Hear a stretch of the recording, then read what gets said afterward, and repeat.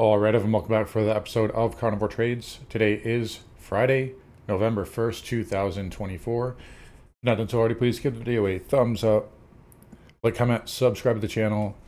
Come find me on carnivoretrades.com for swing trading alerts, analysis, and live day trading again. Just till midnight tonight to get in on the fall special. Details are in my pinned tweet. Lots of discounts site-wide. Awesome stuff here as we get through this really turbulent time. Kicked off really yesterday with earnings post Microsoft.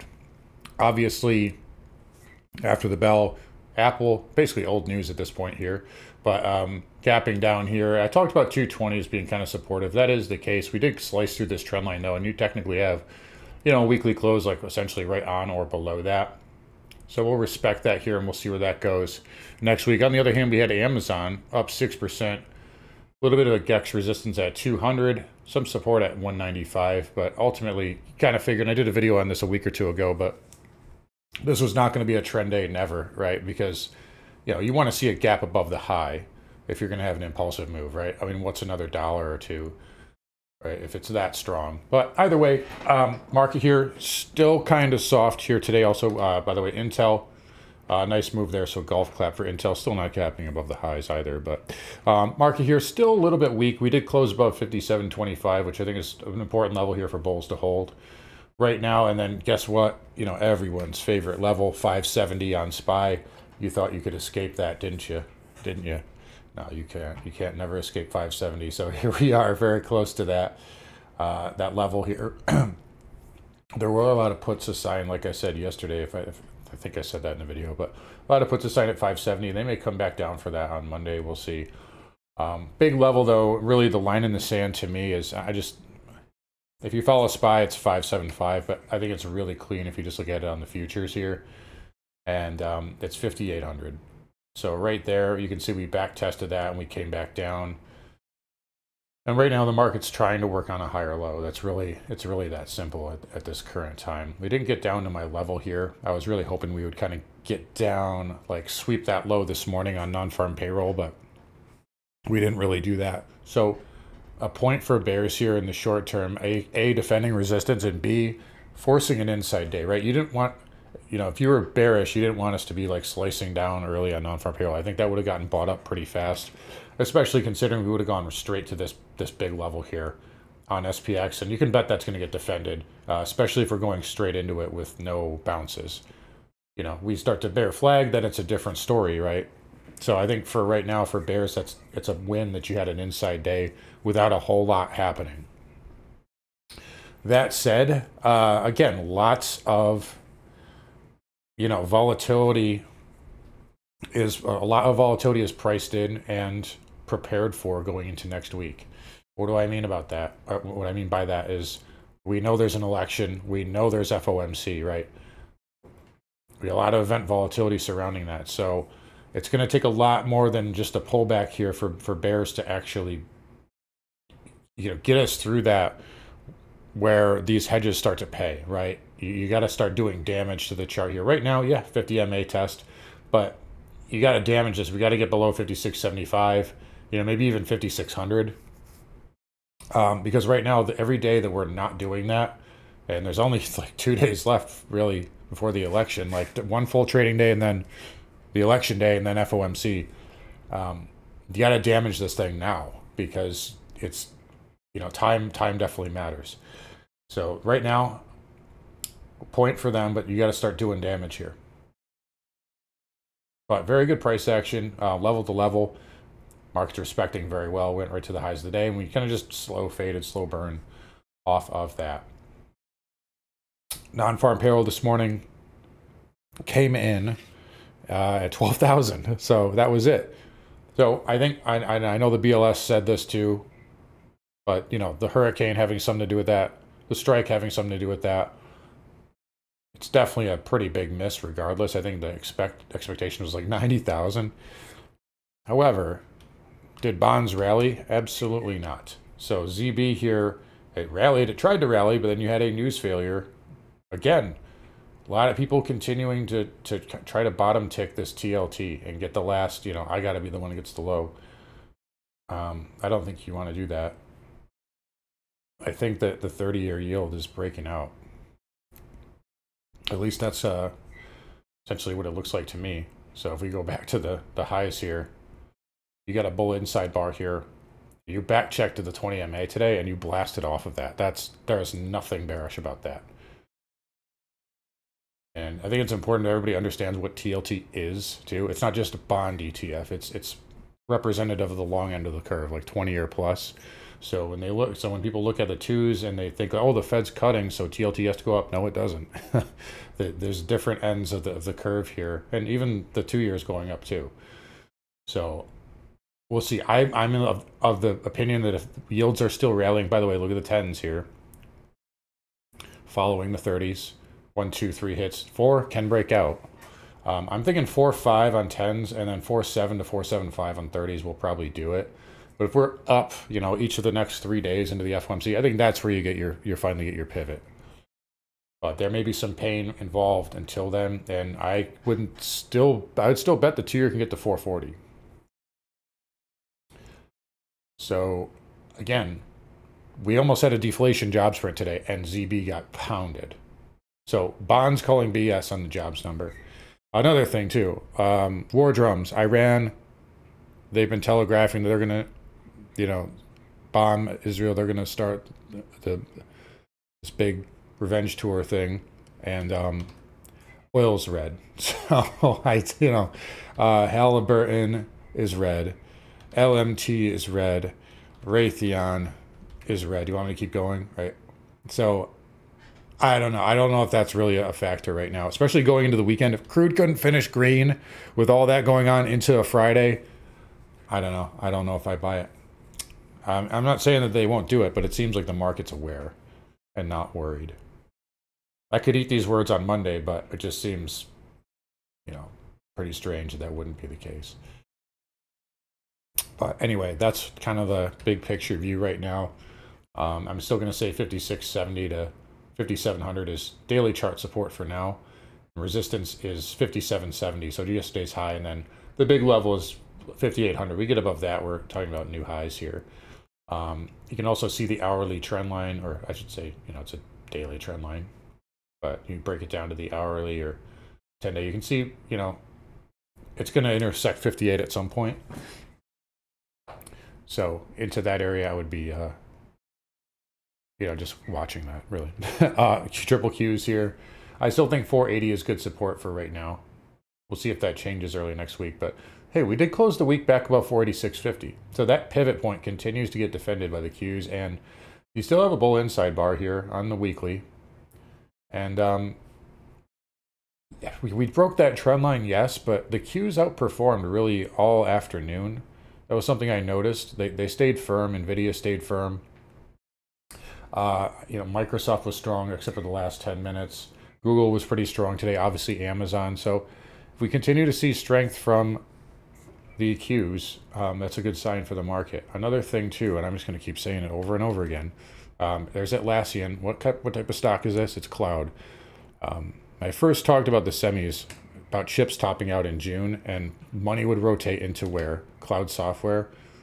You look at where IGV was in June, and look at where it is now. Look at the SMH. That's rotation. That's real rotation. The only real 3 stocks big semi stocks that have done well since then, and they're still not even making new highs, but you got Broadcom, TSM, and NVIDIA. Qualcomm, Micron, Intel, AMAT, KLA. These are all much lower than their year-to-date highs. Like, look at CRM coming back nicely. Palo Alto. A lot of there's Atlassian there coming back big time. So a lot of these cloud plays have done really well. And I think that continues. I don't really see any changes here. IWM, inside day. Again, don't freak out about trend lines, right? Oh no, it broke, but there's another one here too. So I'll be watching that. I think 215 is not a bad area on that. And then the diamond here, erased all of the losses from yesterday at one point, but it came back in. So 423, now resistance, and you got to get back above that. I don't like the Dow weekly close above that level 2 weeks in a row. But we did hold last week's low, so give it that. SMH here we just mentioned. Again, I'm looking for, I mean, if we get down into this trend line, I think you can get some good support. Maybe a Pierce, possibly into the 200. IGV, which you talked about as well. That's still strong, up 1%. Dow Transport's holding up nicely as well. Up in a down tape, really this week. So DJT hanging in there. Again, 16.6 is still the big level. Talked about rates. Home builders here up 39 cents. Holding the weekly 20 MA, so you needed to do that. And we effectively went down and tested 111. We got to 112. So, and it bounced off of that. I just don't want to see it lose this area, really. VNQ, this one did roll over. So lower highs, lower lows confirmed. On the weekly also. Pattern-wise, though, is it the worst? Not really. I mean, we can just do this, right? Could just be a flag here. By the way, a lot of things, XLP has that similar pattern. XLV has a similar pattern. So there's definitely some flat, and it closed back inside of that range. Weekly candle looks pretty similar. So pretty good stuff there. Level action respecting pretty nicely. XLF, again, backing off, but again, it's still hovering around the 20 MA.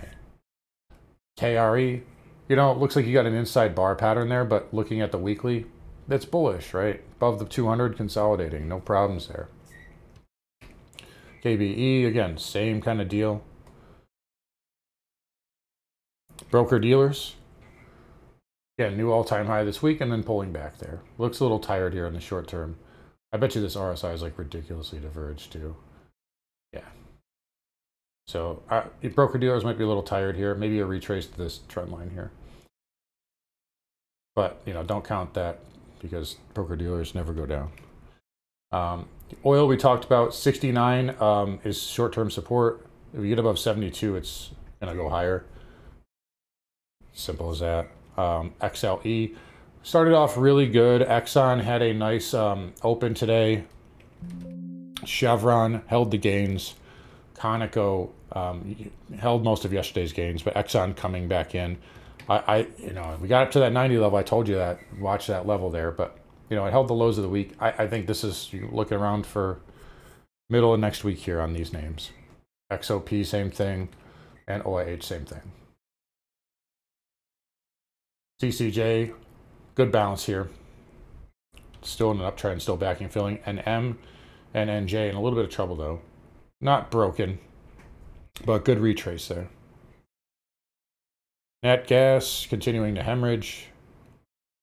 Does anyone care? There's Z. It's a little overdone. I still think this gets a good bounce into the end of November, but where the low is, I don't know. So everybody's freaking out about the pound. Like, well, yeah, the dollar's going up, so of course it's going down. Look, I mean, like, this is what happens, right? Currencies move, they do things. I don't have any sort of sell signal on the dollar, right? We went to the 20 MA, and it's got a nice power bid off that. I think it probably wants 105, 105.50. So you'd be back checking to this trend line and this one here. And I think if yields continue higher, it probably gets there. If this is up into FOMC, it's probably a sell the news. But until then, still pretty strong. The negative here is that you built zero support on this way up. So if this comes back down, it's got a big liquidity hole. Right? On a much smaller scale, it's like this fraud company, SMCI, right? Where's the support on the way up? Nowhere. So that's why I can just slice it all the way down. It's going to be a $20 stock. Maybe lower than that. Who knows how deep this goes? And speaking of chip rotation, somebody's big customer is involved with this. Anyway, gold here down 20 basis points. Does look a little top heavy, right? Does look a little top heavy. It hit 28. I still think it can get to 28.50. Maybe on the FOMC, maybe it's a euphoric FOMC pump. Probably. And then I think it's done for a little while. Silver, technically it hit our target of 35. We've been talking about that target for months and months and months and months, probably a year, honestly. But yeah, lower high, lower low. Want to see it hold 32. Otherwise, I think it might be done for a little while. Platinum, pause day, held the 50 MA. This and palladium are doing backing and filling. But I still think that, I mean, palladium low is in, but platinum backing off. Copper here, it's going to, like I'm telling you, look at this. Look at how tight. Look at the 4 hour. That is like, let me just show you here. Like, this is, just to visualize it. That, we're getting a move. We're going to get an explosive move here next week. I just don't know which direction. I wish I could tell you I would play it. But that is getting really tight. That's going to explode. I just don't know which direction, though. I wish I had a little bit better of a pattern. It's kind of neutral, right? We went up, we tried to go for a higher low, but we're not like firmly like above a level and doing this. We're not firmly below a level and doing this. It's kind of neutral, you know? But this is ready to explode here. I just don't know which direction. I mean, I guess the trend is still up on the weekly. You have a weekly inside bar, so I'll defer to the trend here. If I see clues early next week, I'll definitely try to play that, because that is a powder keg. Bitcoin backing off here, 69 short-term support. We'll say like 66 or so after that, and then all-time highs after that. So simple stuff. ETH, not really in love with this. I just don't love the pattern. I do like Solana though. I don't like the miners. I think MSTR is okay though. But spiders here again, inside day. So point for bears, big level though, and I'm just going to use 58 on ES. Right there. That's my big bull bear line. Outside of that, bear control for now. So again, like we said the other day, bear control below 580 or below 580. And now we're kind of testing the 570 range again. So we'll see what we get next week. A lot of volatility, going to be a lot of noise.